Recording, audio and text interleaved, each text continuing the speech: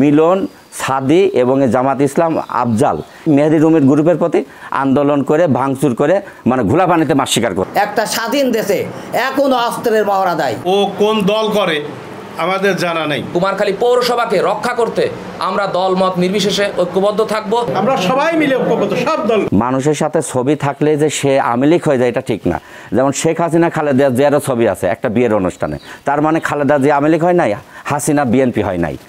আমি তখন মানবাধিকারের আন্তর্জাতিক বিষয় সম্পাদক ছিলাম, আমাকে ওখানে দাওয়াত করা হয়েছিল, আমি দাওয়াতের প্রোগ্রামে ছিলাম। তার মানে এই না যে আমি আওয়ামী লীগ করি, এবং আমার মানে পূর্বের থেকে কেউ আওয়ামী লীগ দেখাইতে পারবে না। যারা আওয়ামী লীগ করতে চায় তাদের বাধা হচ্ছে বিদায়। ডেভিড হাটের অপারেশনের কেসের বাদী আমরা, বিএনপির তো বহুত নেতাকর্মী আছে, কেউ তো ডেভিড হাট কমিটির বাদী হয় নাই, কেসের বাদী হয় নাই। আমরা হয়েছি, শামীম হয়েছে, আমরা হয়েছি, কিন্তু তারা হচ্ছে না কেন? তারা আওয়ামী লীগের সাথে যাতায়াত আছে। বিএনপির এমন কয়টা নেতার আছে 3-4 কোটি টাকা ল্যান্ড সম্পত্তি থাকে। আমি একজন সাইপ্রাস প্রবাসী, আমার বাড়িতে 2-4-20 ভরি গয়না সবসময় থাকে, এবং প্রচুর পরিমাণে আমার কাগজপত্র, বিদেশি পাসপোর্ট ইত্যাদি সব কিছু তারা লুটপাট করছে। মিলন, সাদি এবং জামাত ইসলাম, আফজাল এরা চাচ্ছে আওয়ামী লীগকে নিয়ে, যেহেতু বিএনপির ভিতরে 2 গ্রুপ।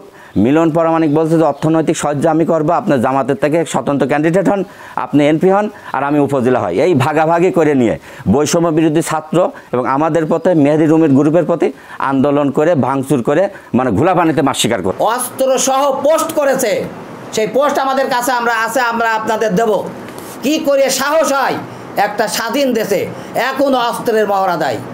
আমরা প্রশাসনের কাছে দাবি জানাচ্ছি, অবিলম্বে এই আব্দুল সামাদ পাখিকে গ্রেফতার করতে হবে, না হলে শাইনি চুলে এখন হবে সব হেয়ার স্টাইল। সিল্কোর দ্বিগুণ শাইনি চুল প্রতিদিন। আমরা নিঃসন্দেহে কঠোর কর্মসূচি দেবো এর বিরুদ্ধে। ও কোন দল করে আমাদের জানা নেই।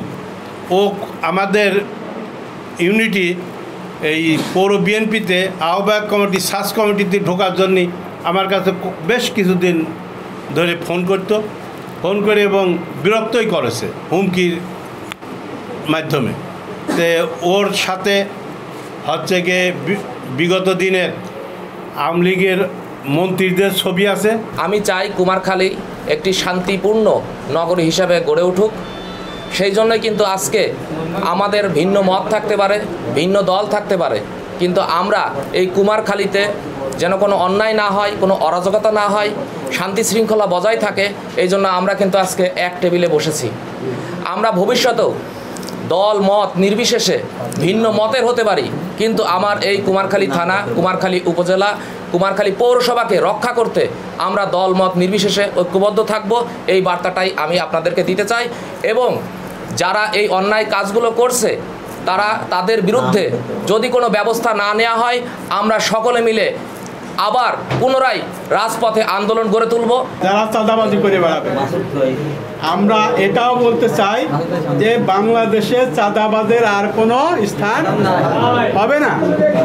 কুমারখালীর বুকিতে আর চাঁদাবাজির কোনো স্থান হবে না। আমরা এই ব্যাপারে ঐক্যবদ্ধ, আমরা সবাই মিলে ঐক্যবদ্ধ, সব দল নেতৃবৃন্দ ঐক্যবদ্ধ সর্বদলীয়ভাবে। কাজেই কোনো চাঁদাবাজির ছাড় হবে না।